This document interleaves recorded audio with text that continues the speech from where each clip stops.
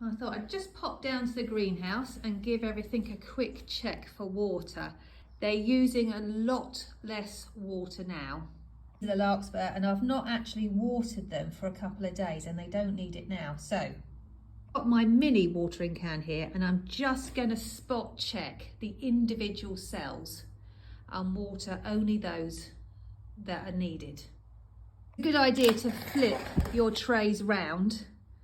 These were next to the glass and they are actually drier than those that were in the centre of the greenhouse because they're closer to the sun. So I've flipped them round and I'm just going to water the 3 cells that were nearest to glass because that's all that's needed.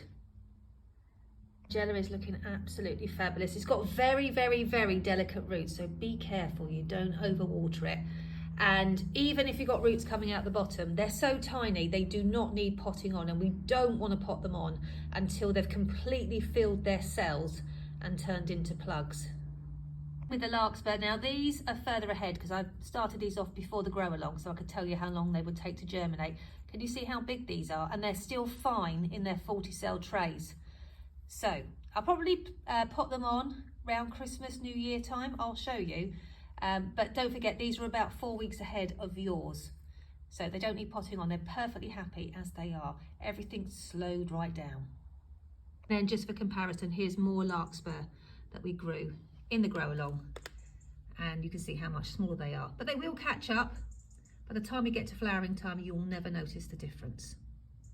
So going to flip the sweet pea trays because they're leaning towards the light. And if they touch the glass or the plastic, that can actually damage the leaves. The constant contact with the damp, cold surface can cause them to rot. So I'm going to turn them around so they lean this way. And then they'll take a few weeks before I need to turn them again. Look at this basal branching though. Absolutely fantastic.